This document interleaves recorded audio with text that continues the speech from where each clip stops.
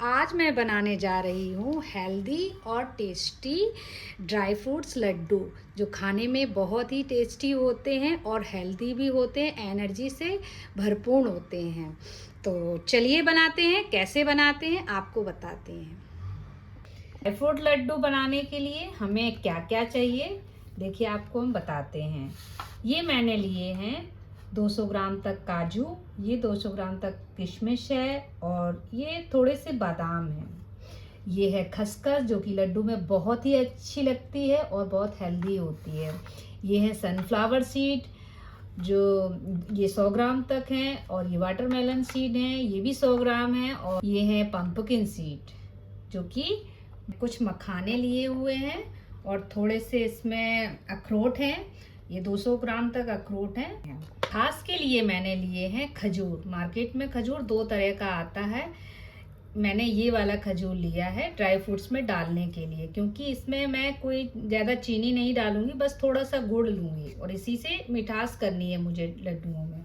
और थोड़ा सा अंजीर लिया है, जो कि बहुत ही हेल्दी होता है, और थोड़ी सी मैंने दालचीनी ली है। और यहाँ हमारे मखाने फ्राई हो चुके हैं। अब हम इनको किसी बर्तन में निकाल लेंगे और जार में डाल के इन्हें दरदरा पीस लेंगे। काटने में इनमें बहुत टाइम लगता है, इसलिए हम इसको जार में डाल के दरदरा पीस लेंगे। मखाने हमने निकाल लिए हैं। अब हम इसमें फिर से थोड़ा सा घी डालेंगे। कटा हुआ काजू, कटे हुए मखाने, कटे हुए बादाम बारीक काट लिया था हमने अखरोट को। अब 2 मिनट के लिए इनको हम फ्राई करेंगे। बर्तन में निकाल लेते हैं। जैसे कढ़ाई में थोड़ा सा घी डालेंगे। घी सनफ्लावर सीड है, ये है वाटरमेलन सीड, ये पंपकिन सीड। अब सारे सीड हम एक साथ रोस्ट कर लेंगे। जब तक हम इनको पीस लेते हैं, जैसे हमें पीसना है। अब सारे सीड्स हमारे रोस्ट हो गए हैं। अब इसमें जो हमने खसखस रखी थी, अब इसी में हम खसखस को डाल देते हैं। खसखस को बहुत ज़्यादा देर तक हमें नहीं भूनना है, बस हल्का सा हम इसको रोस्ट करेंगे इन सीड्स के साथ। खसखस हेल्थ के लिए बहुत हेल्दी होती है और हड्डियों के लिए भी बहुत अच्छी होती है। इस तरह से हम इसको बस थोड़ी देर के लिए रोस्ट करेंगे। सीड्स भी हमारे हो गए हैं। अब इनको भी हम किसी बर्तन में निकाल देंगे। इस तरह से हम इन्हें एक बर्तन में निकाल लें। फिर से इसी कढ़ाई में हम थोड़ा सा घी डालेंगे। हम इस किशमिश को डाल देंगे इसमें। तो अंजीर भी हमने छोटे छोटे पीस में काट लिया था, अब इसको भी हम इसी में डाल देंगे। और जो हमने इलायची और दालचीनी पीस रखी थी, वो भी हम इसमें मिक्स कर देते हैं। ये भी हल्की सी रोस्ट हो जाएगी इसी के साथ। गैस को थोड़ा बढ़ाएंगे और ध्यान रखना है कि बहुत ज़्यादा तेज गैस में नहीं इनको फ्राई करना है, बिल्कुल गैस को सिम करके ही इन्हें फ्राई करना है, नहीं तो ये जल जाएंगे। इसके साथ साथ ये बहुत ही हेल्दी भी होते हैं। ये इस तरह से हम इनको रोस्ट करके, कितनी अच्छी खुशबू आ रही है इसमें, इलायची और दालचीनी की बहुत अच्छी खुशबू आ रही है। बस अब हम इनको निकाल लेंगे। अब मैंने बड़ा कढ़ाई लिया है, इसके लिए भी हम थोड़ा सा घी डालेंगे इसमें, क्योंकि इसी कढ़ाई में हम लड्डू को बनाएंगे। ये खजूर ज़्यादा है तो इसमें हम इनको डालेंगे। थोड़ी देर के लिए हम इनको इसी में रोस्ट करेंगे।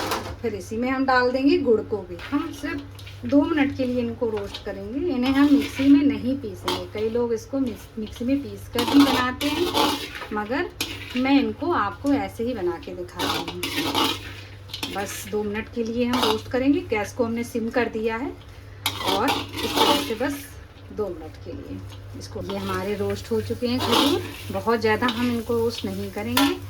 अब हम इसी में डालेंगे गुड़ को। ये जो गुड़ हमने रखा था, अब हम थोड़ा सा गुड़ इसमें डालेंगे, क्योंकि चाशनी बनाने के लिए कुछ हमें या चीनी डालिए या गुड़ डालिए। यहाँ मैंने गुड़ को डाला है।